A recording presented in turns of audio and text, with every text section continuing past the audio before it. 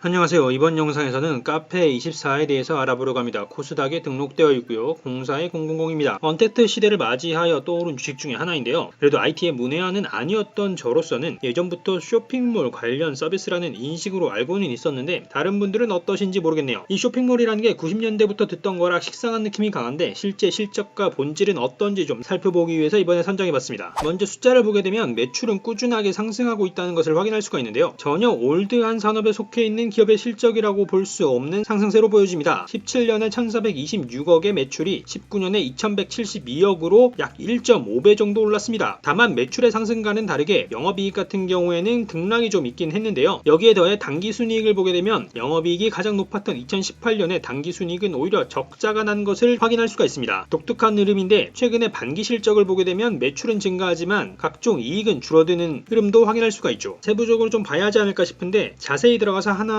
확인해 보도록 하죠. 먼저 회사의 계율을 보게 되면 다양한 종류의 자회사를 가지고 있다는 것을 확인할 수가 있는데요. 쇼핑몰 CS만 따로 진행하는 업체도 가지고 있고 의류 제작을 대행하는 자회사도 가지고 있고 물류 회사도 가지고 있습니다. 이렇게 한국에만 가지고 있는 것이 아니라 일본에도 있고 중국, 베트남 등 다양한 국가에도 자회사를 가지고 있다는 것을 확인할 수가 있습니다. 그리고 모두 다 카페24를 중심으로 시너지를 내기 위한 관련 업종이라는 것을 확인할 수도 있고요. 이에 맞춰서 주요 사업 내용을 보게 되면 온라인 쇼핑몰을 위한 다양한 서비스를 제공하는 것이 주요 사업 내용이라고 밝히고 있는데요. 쇼핑몰 솔루션 사업과 함께 광고 솔루션, 여기에 웹 호스팅 등을 서비스하고 있다고 밝히고 있습니다. 그러니까 좀 더 쉽게 표현해보게 되면 크게 쇼핑몰 솔루션이나 광고 솔루션 그리고 호스팅 이 세 가지 부문이 주요한 사업 부문이라고 볼 수가 있는데요. 이 같은 세부 조건을 보기 전에 먼저 온라인 쇼핑이 지금 현재 어떻게 흘러가고 있는지 그 흐름을 한번 확인해 보도록 하죠. 이 자료는 통계청에서 나온 자료로 온라인 쇼핑 동향에 대한 최근 통계 자료인데요. 온라인 쇼핑이라는 화두 혹은 쇼핑몰 창업이라는 화두가 단어만으로는 올드해 보이긴 하지만 여전히 산업적으로 확장해 나가고 있다는 것을 확인할 수가 있는 통계입니다. 물론 이 자료에서 제시하는 모든 카테고리가 카페24의 성장과 연결된다고 보기는 어렵긴 한데요. 예를 들어 음식 서비스나 음식료품 같은 경우에는 배달의 민족 요기요나 신세계나 이마트의 쓱배송과 같이 카페24와는 전혀 무관한 카테고리의 온라인 거래도 증가하고 있긴 합니다. 하지만 그와 동시에 카페24가 주요하게 관련되어 있는 의복 같은 카테고리 역시도 크게 증가하고 있다는 것을 확인할 수가 있죠. 코로나 특수긴 하지만 어쨌거나 전년 대비 20%나 증가한 것을 확인할 수가 있습니다. 그리고 이 시장에서의 카페24의 역할과 비중도 중요할 텐데요. 음식 플랫폼과 같은 것들 외에 의류 관련 매출이 증가하고 있다고 하더라도 네이버 쇼핑 등에서 포탈이 플랫폼 형태로 쇼핑 서비스를 제공하고 있기 때문에 개별 쇼핑몰이 중요한 카페24의 시장 내 역할이 어느 정도 유지되고 있는지 확인하는 것도 중요할 것 같은데요. 음식 서비스 등을 제외하고 봤을 때 약 10% 내외 수준의 시장 점유율을 유지하고 있다고 합니다. 2018년부터는 9%로 떨어지긴 했는데 이때부터가 아마 네이버 등 포탈 서비스에서 적극적으로 포탈 내에 쇼핑 서비스를 유치하면서 줄어들지 않았나 싶습니다. 그래도 다행인 건 시장 점유율이 급격하게 감소하고 있지 않아서 어느 정도 방어가 되고 있는 것으로 보이고요. 이 같은 것을 바탕으로 개별 사업 부문이 어떻게 매출을 구성하고 있는지 확인해 보게 되면 일단 쇼핑몰 솔루션의 매출이 가장 높다는 것을 확인할 수가 있습니다. 그 다음이 광고 그리고 호스팅 순서라는 것을 알 수가 있는데요. 여기에 각 부분이 1000억에서 1400억 그리고 296억에서 315억 그리고 291억에서 299억 등 모든 부분이 성장하고 있다는 것도 확인할 수가 있습니다. 하지만 단 2년의 수치로 성장을 확신하기는 어렵겠죠. 그래서 과거 자료도 함께 확인해봤습니다. 아래 자료는 2017년의 사업보고서인데요. 그러니까 19기가 2017년으로 보시면 되고 2017년, 2016년, 2015년이라고 보시면 됩니다. 이렇게 봤을 때 2015년부터 꾸준하게 모든 부분이 성장 중이라는 것을 확인할 수가 있는데요. 쇼핑몰 솔루션도 꾸준하게 성장을 하고 있고 광고 솔루션도 그리고 호스팅 부분도 꾸준하게 성장을 하고 있다는 것을 볼 수가 있습니다. 다만 개별 부분에서 좀 차이가 있다면 호스팅 부분의 성장세는 둔화가 되고 있는 반면 쇼핑몰 부분의 성장세는 꾸준하게 크게 증가하고 있다는 것을 확인할 수가 있습니다. 비율이 다르긴 하지만 모든 부분이 공동으로 성장하고 있는 것으로 봐서 한편으로는 한 서비스를 구매하면 다른 서비스도 구매하는 패턴으로 서비스 판매가 이루어져서 이같이 연동돼서 함께 매출이 증가하고 있는 것 아닌가 싶기도 합니다. 여하튼 2015년부터 모든 부분의 매출이 증가하고 있다는 것은 고무적으로 보이는데요. 숫자의 디테일로 들어가서 좀 더 살펴보도록 하죠. 먼저 매출을 보게 되면 앞에서 본 바와 같이 증가하고 있는데 이와 다르게 매출 원가율 같은 경우에는 출렁이고 있습니다. 2017년에 원가율이 95%였는데 2018년에는 90% 그리고 2019년에는 95%로 다시 올랐습니다. 앞에서 확인한 바대로 매출의 구성에는 2018년만 따로 유독 다른 구성을 가져가지는 않았었기 때문에 특정 제품의 원가율이 영향을 끼쳤다고 보기는 힘들 것 같고요. 혹시 2년마다 뭔가 다른 다른 패턴이 있나 싶어서 확인을 해봤지만 2016년의 경우에는 영업이익이 아니라 영업적자가 났기 때문에 영업적자에서 원가율이 높아졌다가 원가율이 낮아졌다가 다시 원가율이 높아졌으니까 2년마다의 패턴이라고 보기에는 패턴이 성립되지 않는 부분도 있었습니다. 그렇기 때문에 원가율 자체에 특정 패턴이 있다기보다는 시장에서 경쟁 상황에 따라서 마진을 조정하면서 서비스를 판매하는 것이 원가율에 영향을 끼치지 않았나 싶고요. 매출과 다르게 원가율이 출렁였기 때문에 2018년에 영업이익이 가장 높고 2019년에는 2018년보다 줄긴 했지만 17년에 대비해서 봤을 때 성장세를 그리고 있는 부분은 긍정적으로 해석할 수 있었습니다. 그래서 2019년에는 98억의 영업이익을 기록했고요. 여기에 영업 외 활동의 경우에는 2018년에 금융비용이 크게 기록된 것이 전체 흐름에서 조금 다른 부분이었는데요. 2018년에 단기손익인식 금융부채 평가손익 이 계정의 손실이 400억 이상 기록되면서 큰 손실을 기록하게 되었습니다. 이 계정에 대해서 쉽게 말하면 파생상품과 같은 거래에서 해당 상품의 평가금액이 400억 이상 손실이 발생한 것인데요. 이야기 쉽게 한 번 더 풀어보자면 1000억짜리의 파생상품이 600억이 된 것 때문에 이같이 손실이 기록된 것이라고 할 수가 있겠습니다. 물론 하나의 예시라고만 말씀드리고 파생상품이다 아니다라고 확실히 말씀드릴 수 있는 부분은 아니고요. 어쨌거나 기존의 금융성과와는 다르게 2018년에 금융비용이 매우 컸기 때문에 이 같은 것은 일회성 비용으로 보이긴 하고요. 어쨌거나 이 같은 결과로 18년에는 원가율도 좋고 영업이익도 높았지만 영업 외 활동의 비용 때문에 단기 순손실을 기록하게 됐었는데 19년에는 원가율은 평이했지만 영업 외 활동에서 크게 실수가 없었기에 77억의 단기순이익을 기록할 수 있었습니다. 저도 주식이라는 상품을 중심으로 금융거래를 하긴 하지만 이 같은 금융거래라는 것이 개인이나 기업에게 모두 리스크한 투자 수단인 것은 분명히 맞는 듯 보입니다. 여하튼 이어서 재무상태표를 보게 되면요. 자산은 증가하고 있는 것을 확인할 수가 있는데 유동자산의 경우에는 등락이 있는 반면 비유동자산은 19년에 크게 늘어난 것을 확인할 수 있습니다. 이렇게 늘어난 내용을 보게 되면 무형자산이 크게 늘어난 것이 눈에 띄는데요. 그 중에서도 영업권이 500억 이상 증가한 것이 전체 무형자산의 증가와 자산총계 증가에 크게 영향을 끼쳤습니다. 그리고 이것에 대해서는 기사에서 자세한 내용을 확인할 수가 있었는데요. 카페24가 필웨이라는 기업을 인수한 것인데 2018년 말의 기사입니다. 기사의 내용을 보게 되면 카페24가 SPC 그러니까 특수목적법인 필웨이 MNC 주식회사를 설립해서 이 SPC를 통해서 필웨이의 지분을 인수했다고 밝히고 있는데요. 이 필웨이라는 기업의 경우에는 중고명품을 사고 파는 중고거래 중개 플랫폼이라고 합니다. 2002년에 사이트를 개시해서 서비스를 시작했고 그 이후에 법인 설립까지 이어가면서 꾸준하게 업계에서 유지를 하고 있는데요. 이 필웨이의 가치를 좀 보게 되면 2017년에 거래된 금액이 1,300억 원에 달한다고 합니다. 개인적으로 명품에 크게 관심이 없어서 이렇게까지 많은 거래가 일어나는 사이트인지 몰랐는데 거래 금액으로만 봤을 때는 작지 않은 수준으로 보이고요. 여기에 판매자나 회원도 꽤나 많은 것으로 확인할 수 있습니다. 이 같은 기업의 인수에 따른 효과로 인해서 500억 이상의 무형가치 자산이 증가한 것인데요.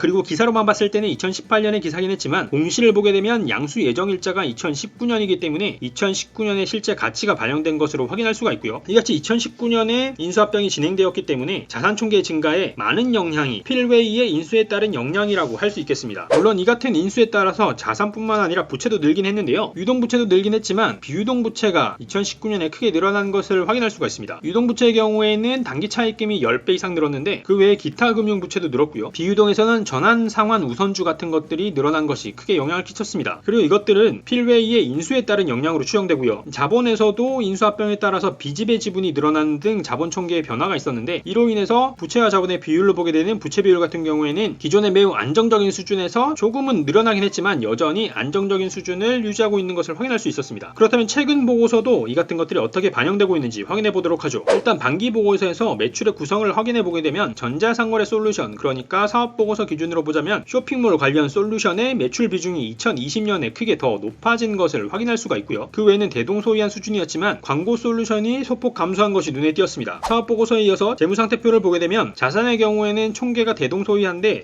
내부적으로는 기타 금융 자산이나 금융기관 예치금 등의 변화가 있긴 했지만 현금성 자산이 늘어나는 등 내부 계정에서 좀 변화가 있었던 것으로 보이고요. 부채는 조금 증가하긴 했는데 장기 차입금의 증가나 기타 지급 채무의 증가 등이 영향을 끼쳤습니다. 이어서 손익계산서도 보도록 하죠. 매출을 보게 되면 분기 매출이 크게 증가하면서 반기에 누적 매출이 증가하는 것을 견인했습니다. 분기 매출이 80억가량 상승한 것을 확인할 수가 있는데 이에 따라서 누적 매출이 100억가량 증가했습니다. 다만 원가율의 경우에는 조금 나빠졌는데요. 전년 동기에는 분기의 원가율이 92.6%, 누적 기준으로는 94.3%였는데 2020년의 경우에는 분기 기준으로는 93% 그리고 누적 기준으로는 98%의 원가율을 기록했습니다. 98%라고 하면 팔아서 남는 게 없는 수준의 원가율인데 다만 사업보고서에서도 보셨지만 카페24의 보고서의 경우에는 판관비까지 모두 녹아져서 제시를 하고 있기 때문에 원가율 역시도 판관비까지 녹여서 보고 있다는 것을 말씀드리고요. 여하튼 이렇게 원가율이 높았기 때문에 매출의 증가에도 불구하고 영업이익은 감소한 것을 확인할 수가 있는데, 분기의 영업이익이 크게 나쁘진 않았지만 누적 기준으로 나빠진 것을 봤을 때 1분기에 영업이익이 크게 나빴던 것으로 보이고요. 영업 외 활동에서는, 금융활동에서는 기존에 대비해서 봤을 때 선방했지만 기타 활동에서는 조금 손해가 나면서 전반적으로는 조금의 손해를 기록했고요. 그래서 법인세 차감 전 순이익으로 보게 되면 영업이익에서 크게 훼손이 없었지만 당연히 내야 하는 법인세까지 고려해서 봤을 때 당기순이익은 전년 동기 대비해서 크게 줄어든 166억 정도의 당기순이익을 기록하게 되었습니다. 이까지의 카페24에 대해 보게 되면 굉장히 오래된 컨셉, 온라인 쇼핑몰 솔루션이라는 사업 아이템으로 운영을 하고 있지만 생각보다는 시장에서 파이가 커지면서 나쁘지 않은 겉모습을 확인할 수가 있었는데요. 하지만 실제 영업이익의 측면에서 보자면 박리담회가 심해지는 형태로 영업이익률이 계속 나빠지고 있다는 것이 조금 아쉬워 보이는 부분이 있었습니다. 한편으로는 니치마켓에 대한 시장 확장을 위해서 명품 거래를 하는 서비스를 인수합병한 것도 이슈였는데, 이것이 기회가 될지 아니면 그 기회를 살리지 못하게 될지는 시간이 좀 지나 봐야 확인이 될 것 같습니다. 그럼 이 같은 상황을 투자자들은 어떻게 판단하고 있는지 주가의 흐름을 함께 보도록 하죠. 주가의 흐름을 보게 되면 코로나 이후에 언택트가 주목을 받으면서 관련 산업으로 분류가 되고 있는 카페24는 4월 말 5월 중순에 코로나 이전 주가를 회복한 것을 확인할 수가 있는데요. 또한 주봉을 기준으로 봤을 때 2018년 중반 이후로는 주가가 하락하고 있다가 코로나를 맞아서 주가가 반전되고 있는 모습을 확인할 수가 있습니다. 코로나로 인해서 카페24가 반전의 기회를 잡았다고도 볼 수 있을 것 같은데요. 이같이 상승하는 와중에 거래량이 폭증한 날도 있긴 한데, 이 같은 날에 대해서 보게 되면 특별한 이슈가 있었다기보다는 언택트 관련해서 지속적으로 관심을 가지면서 수요가 몰리는 날 이렇게 주가가 뛴 것으로 보이고요. 다만 이처럼 주가가 크게 높이 뛰었던 날에는 모두 다 기관이 중요한 역할을 했음을 확인할 수가 있었습니다. 이 같은 것을 감안하셔서 매매에 임하는 것이 도움이 되지 않을까 싶고요. 자, 이번 영상에서는 언택트 시대에 주목을 받고 있는 온라인 쇼핑 플랫폼 기업 카페24에 대해 알아봤습니다. 업황 등에서는 긍정적으로 해석할 수 있는 부분도 충분히 있었고, 이에 대해서 시장에서도 긍정적으로 많이 평가하고 있는 것 같긴 했지만 박리담회처럼 이익률이 조금 낮아지고 있는 부분은 아쉽게 보여지는 부분도 있었는데요. 기업에 대한 내용과 함께 이 같은 흐름을 고려하셔서 성공 투자하시길 바라고요. 그럼 저는 다음에 또 새로운 정보와 주식으로 찾아뵙도록 하겠습니다. 감사합니다.